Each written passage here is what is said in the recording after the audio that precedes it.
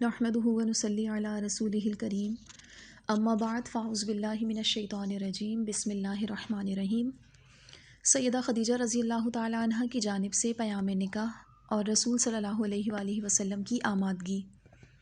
میسرہ سے یہ باتیں سن کر اور ورقہ کی تصدیق و تائید سے سیدہ خدیجہ رضی اللہ تعالی عنہ کے دل میں آپ صلی اللہ علیہ وآلہ وسلم کے حسن اخلاق اور عظمت و جلالت کا یقین پختہ ہو گیا۔ انہوں نے آپ صلی اللہ علیہ وآلہ وسلم سے شادی کا قطعی فیصلہ کر لیا۔ چنانچہ سفر شام سے واپسی کے 3 ماہ بعد انہوں نے اپنی سہیلی نفیسہ بنت امیہ کو اس پیشکش کا پیام دے کر آپ صلی اللہ علیہ وآلہ وسلم کے ہاں بھیجا۔ رسول صلی اللہ علیہ وآلہ وسلم بھی راضی ہو گئے۔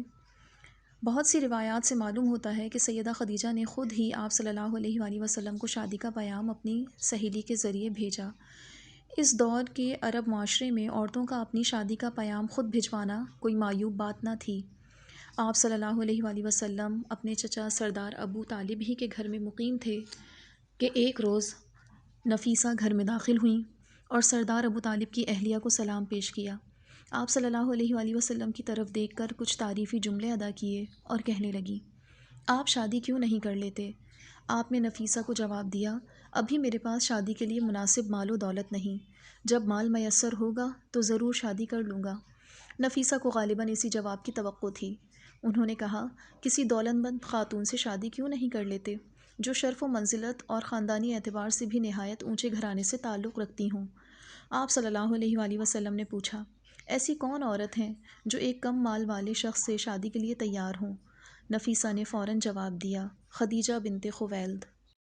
آپ صلی اللہ علیہ وآلہ وسلم نے غور کیا اور سوچا کہ سیدہ خدیجہ سے رشتہ داری کا تعلق پہلے بھی موجود ہے۔ سردار قصی پر جا کر بنو ہاشم اور بنو اسد آپس میں مل جاتے تھے۔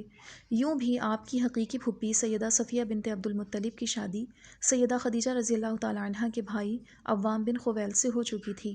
جہاں تک سیدہ خدیجہ کی ذہانت اور نیک نامی کا تعلق ہے تو وہ نہایت مدبر اور زیرک خاتون تھیں۔ ان کی ظاہری خوبصورتی اور خوب سیرتی کی بھی پورے مکہ میں دھوم تھی۔ آپ صلی اللہ علیہ وآلہ وسلم نے اپنی آمادگی کا اظہار فرما دیا۔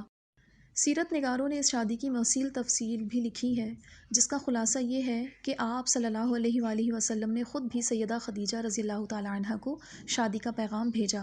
اس وقت سیدہ خدیجہ رضی اللہ تعالی عنہ کے والد خویلد وفات پا چکے تھے، البتہ چچا عمر بن اسد زندہ تھے۔ بعد میں جب شادی کی بات طے ہو گئی تو سیدہ خدیجہ رضی اللہ تعالی عنہ کی طرف سے ولی وہی بنے۔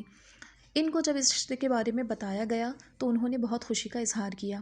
اللہ کے رسول صلی اللہ علیہ وآلہ وسلم نے جب اپنے چچاؤں کو اس فیصلے سے باخبر کیا تو انہوں نے بھی اس پر اپنی موافقت اور خوشی کا اظہار کیا۔ بنو ہاشم کے لوگ خوشی خوشی سیدہ خدیجہ رضی اللہ تعالی عنہ کے گھر روانہ ہوئے۔ نمایاں شخصیات میں آپ صلی اللہ علیہ وآلہ وسلم کے چچا سیدنا حمزہ، سیدنا عباس اور سردار ابو طالب شامل تھے۔ سیدہ خدیجہ رضی اللہ تعالی عنہ کے خاندانوں کے جو نمایاں افراد اس تقریب میں موجود تھے، ان میں ورقہ بن نوفل، سیدہ خدیجہ رضی اللہ تعالی عنہ کے چچا عمر بن اسد، بھائی عمر بن خویلد، بھتیجا حکیم بن حزام اور خاندان کی بعض خواتین شامل تھیں۔ کہا جاتا ہے کہ سیدنا ابو بکر صدیق رضی اللہ تعالی عنہ بھی اس مبارک موقع پر موجود تھے۔ سبحانک اللہم و بحمدک، اشہد ان لا الہ الا انت، استغفرک و اتوب الیک۔